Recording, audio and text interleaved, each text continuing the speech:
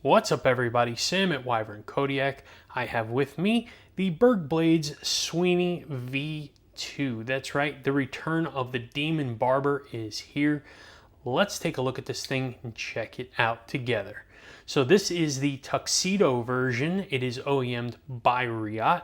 And right off the bat here, we have this beautiful titanium bee-blasted scale with the diamond texture on it. Like that feeling, very, very nice. Black PVD on the pivot here. You have a titanium back spacer.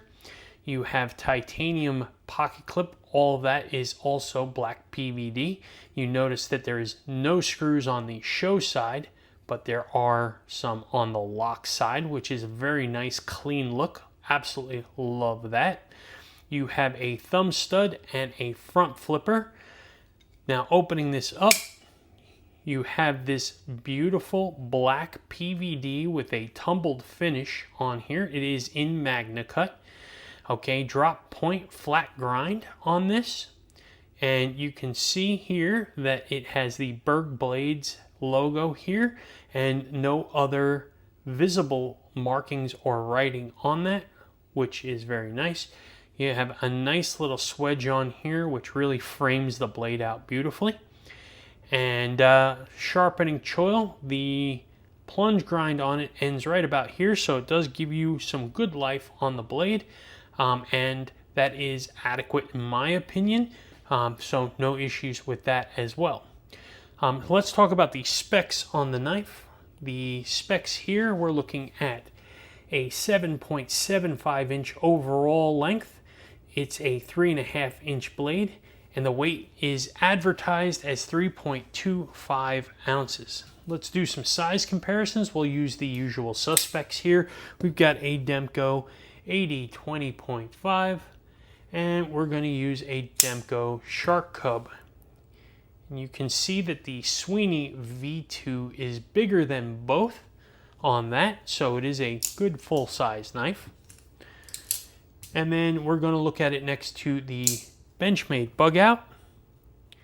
And we'll look at it next to a Kaiser Drop Bear. And again, you can see that the Sweeney V2 is bigger than both of those as well. So 7.75 inches, not a massive knife, but certainly not small. So very good size, I think. From a profile perspective with weight and everything else, thin profile on this, very nice for an EDC knife in my opinion.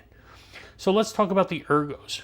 The ergos in hand 4-finger grip. I have double XL hands, and you can see in the normal choked back position with my finger in the finger groove here, very comfortable, extremely comfortable actually.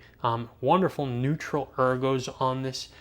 And no pinch points, no hot spots. Everything is wonderful there. I do wish that they added some jimping here. You can see the jimping down there for the front flipper, but it's actually not even accessible from the top in putting your thumb here. So I do wish that they put some jimping out here over the top of the stud. This would have been nice. And then you have a nice little flat area over here that you can choke up and you can get your finger out like this. Very, very nice, and you can get a little leverage for your cutting as well. So no issues at all with the ergonomics on the knife. Now the knife is on bearings, so let's check the action on this.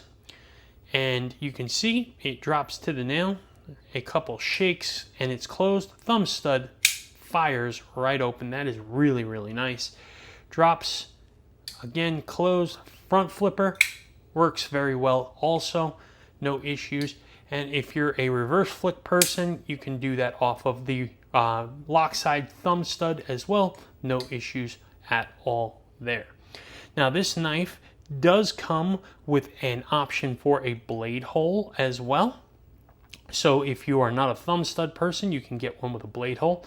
And then if you are looking for something a little more fancy, this is an option in Damasteel as well, so you can get it in Magna Cut or Damasteel, up to you. This version here and all the other normal plain versions, if you will, are $295, and the Damasteel version comes in at a hefty $550. So cost of Damasteel is high, and if you want a dolled up pretty version, it's going to cost you some bucks. Now let's take a look at this pocket clip, because it is a little bit of an interesting one to me here. It has this really long flap over the top here, which is fine. It's fine, but then it comes down, and then underneath where the bottom meets the scale, you can see here that it's flat. It's not rounded, it's flat. And that tells me that when the pants hit there, it's probably going to hit a wall, and it's going to be a little bit of a tight squeeze to get over. There's also not a lot of flexibility. This is a very, very stiff clip. And there's not a lot of room underneath. So if you have anything thicker than medium thickness jeans, I would say that you're probably going to run into possible issues as well. So no sweatpants for those of you that want to wear this with lazy wear. Probably not going to work well. But let's test this out. I've been wrong before. I'll be wrong again. Let's see how this works. Grabbing the test pants here. For those of you new to the channel, these are medium thickness jeans. I'm going to take the knife, put it in the pocket, see how easy it is to slide into the pocket, how well the retention is on the pocket clip, how easy it is to slide out of the pocket, and any long-term damage or fraying it does to the edges and seams of the pocket. So let's get the knife into position here, and we are ready to go. A little bit of pressure, and yeah, that is very, very tight. It's in there, it sticks out of the pocket about a ½ inch, so you're not getting deep carry out of this.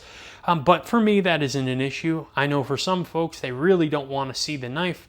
I get it, to each their own, but this isn't a deep carry clip. This would not prevent me whatsoever from owning a knife that is acceptable in my eyes, sticking out a ½ inch like that. The retention on here is very, very good. Absolutely no issues. The pants are going, but the knife stays still. And then coming out of the pocket, a little easier than going in, but still a little bit of pressure there. It's an acceptable pocket clip. Is it great? No. Could it be better? Absolutely. But it is an acceptable pocket clip. It's not the worst pocket clip I've ever tried. So do with that information what you will. I'm just trying to provide as much detail as I can about what I am seeing here. Now, the other thing to note on this is that inside the back spacer, you can see that it's numbered. Okay, this one is 58 out of 60, so each version has a limited amount that were created. And so if you're looking for a numbered version, a knife or something like that, or if you're curious as to where you are in that, you can look under there. It is in the back spacer. I did mention that these were OEM'd by Riot, which is a fantastic OEM company, and they do absolutely gorgeous work. I think they did a phenomenal job with this knife. I think that they nailed just about everything that you can really want. Beautiful lock bar access right here, though there is no texture or anything here. I would like to see that. But other than that, you know, internal stop pin, so you don't have to worry about it hitting in the choil anywhere. They did a very, very good job with this knife. Beautiful, beautiful work with this knife. Action's really nice on it. And yeah, I not a lot to complain about on this one. So let's debrief real quick. What don't I like about the knife? Well, for starters here is I do wish there was jimping here. I mean, there's literally none for the spine of the knife. Is it an end-all be-all? No. I'm not having any issues with grip or anything like that, but in wet conditions or something like that, slippery conditions, it may be an issue for you. I don't particularly care for the BergBlades logo where it is. I know that you have to get it there, but folks, put it on the pivot cap, put it somewhere else, bury it somewhere. I don't know. I know you want to show it's your blade, but I just don't like branding on the blades. That's just a personal preference thing. Again, not going to change the function of the knife. Do wish that there was some texturing right here on the chamfer of the lock bar access. It just would have been nice. There's still plenty of access, and there's really no issues with it at all when it comes to that either. And then last thing is going to be this pocket clip could be a heck of a lot better if it was raised just a ½ millimeter more, and the base of the point under here was rounded.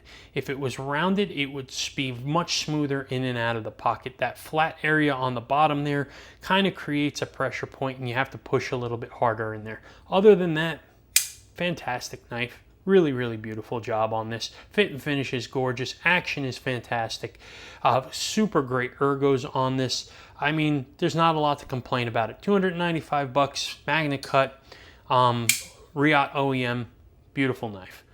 So, anyhow, that's what I got for you today, folks. Let me know what you think. Do you think this is a great knife? Do you have any experience with the BergBlades Sweeneys? I know V1, then they had the mini Sweeney, now you have the V2. They also have the Tick, they have the Barber, they have a bunch of models out there, but let me know your thoughts on it. I like BergBlades, I think they do fantastic work, and they have great designs, so would love to hear from you. Drop me a comment. And then if you're not subscribed to the Wyvern Kodiak YouTube channel, subscribe to the channel, we certainly do appreciate that. Follow us on Instagram at Wyvern Kodiak. And then last but certainly not least, check out our website, wyvernkodiak.com. Subscribe to the newsletter and stay informed all things Wyvern Kodiak. I hope you enjoyed this video. I appreciate everybody's time, and you all have a fantastic day.